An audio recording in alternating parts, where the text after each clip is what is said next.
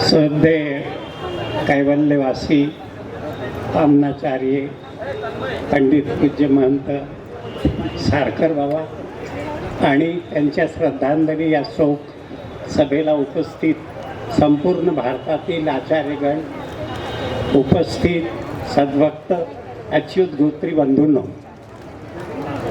आज मला वाटते अमरावतीला आम्ही आणि विद्धपूर या ठिकाणी आताच अखिल भारतीय महानुभाव परिषदेच्या कार्यकारिणीच्या बैठकीला होतो. त्यांचा आवाज, त्यांच्या लोकांना जे उद्बोधन होतं ते कुठेही कमी वाटत नव्हतं.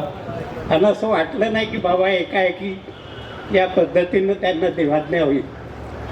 मला आठवते 1970 पासून कारंजकर बाबा, आमचे वडील आणि जुने नागराज बाबा, जुने पैठणकर बाबा, जुने वायदेशकर बाबा, अशा अनेकांच्या संपर्कात आमचे वडील होते आणि संपूर्ण परिवार महानुभाव. अशा परिस्थितीत मला वाटते 40 वर्षापासून लगभग बाबांचा माझा संपर्क झाला. 1970 पासून मी वकिली सुरू केली आणि 81 ते 92मध्ये जिल्हा सरकारी वकील राहिलो. या काळात बाबाजींचं कार्य येणं जाणं फार जोरात होतं. आणि आता तर कापूस तडणीकर बाबा आणि साहनी साहेबांच्या वतीनं फार मोठे मंदिरं जीर्णोद्धार झाला आहे. पण यापूर्वीचं जे कार्य आहे ते महंत कैवल्यवासी सारकर बाबांनी डाकराम तुकडे आणि हे जे आहे विशेषतः भंडारा इथे सुरुवात केली.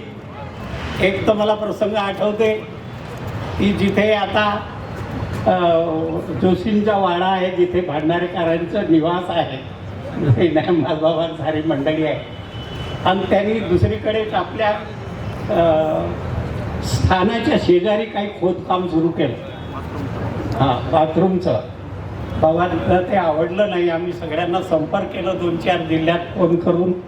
मी भंडाऱ्यातच होतो आणि मोर्चा काढून ते काम थांबवलं.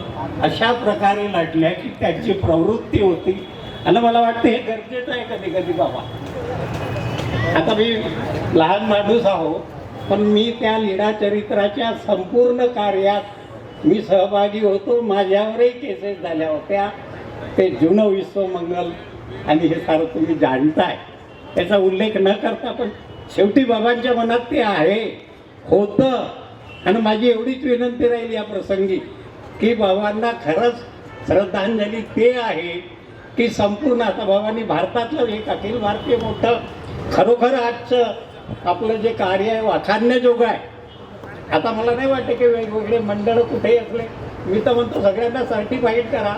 अखिल भारतीय महानुभाव परिषदेच्याच अंतर्गत जर कार्य झालं तर भारतातील हे फार मोठं अच्युत गोत्रीय संघटन राहील असं माझं व्यक्तिगत मत आहे. बाबा करता आहे तो आज बोलण्याचा विषय नाही आहे, पण लीळा चरित्राचा मुद्दा सर्वांनी मिळून, वादानी नव्हे, कोर्ट कचेरी काही करत नाही याच्यात. मी पाहिलं अनेक ठिकाणी. आणि म्हणून मला विनंती आहे की आजच्या प्रसंगी जास्त न बोलता, टीका टिप्पणीचा वेळही नाही पण दुःखाची वेळ आहे. मी पाहिलं हे परिवार भेंडाऱ्याला आमचा अमोल आहे, मुलगा राहतो, अनेक राहते, जिथे गेले तिथे म्हणतील. डाकरामला व्यवस्था असे नसे, यात्रेत हजर बाबा. कधी कधी तर बाबांना निमंत्रणही नसे, पण बाबा हजर राहतात. हे त्यांचं कुठेही अवसर आहे तिथे हजर राहण्याचा हा मोठा मी की पाहिलं. लोकांमध्ये जाणं जिथे सोयी नाही आहे, कुठे जाण्याची व्यवस्था नाही आमच्या क्षेत्रात. त्यावेळेला भंडारा गोंदिया आणि बालाघाटला तिथपर्यंत बाबांनी जेवून कार्य केलं. फार मोठा संकष्ट सारखं परिवारावर आलेला आहे. मी प्रत्येकाशी तसा घरच्यासारखा संबंधित राहू. आणि त्यांचं मला आदेश असे की इकडे आले की माझ्याकडे 2 दिवस विश्राम करा. आता ते एकदा म्हणाले माझ्यासोबत 8 दिवसच राहा. तर एक प्रेम असतं आणि प्रेम श्रेष्ठच आहे जगात. प्रेमाशिवाय काहीच नाही. काळ बदलला आहे, कोणी प्रेम करत नाही असं माझं व्यक्तिगत मत आहे. म्हणून मी जास्त न बोलता आपल्या सगळ्यांना विनंती करतो की सर्वांनी बाबांचे जे विचार आहे ते पुढे नेण्याचा, लढण्याचा प्रयत्न झाला पाहिजे. इतकं काही घाबरण्याची गरज नाही. आता मार हिंदुत्वाचं राष्ट्र आहे, सगळीकडे आहे, चांगलं आहे. तुम्ही आम्ही पुढे येऊन जे बाबा करतात त्यांच्या खांद्याच खांदा मिळवून जर आज अखिल भारतीय अध्यक्षासोबत सारकर बाबा, जुने गोपीनाथ बाबा, नागराज बाबा लढत आले, ते करत राहावं एवढंच माझे शब्द बोलतो.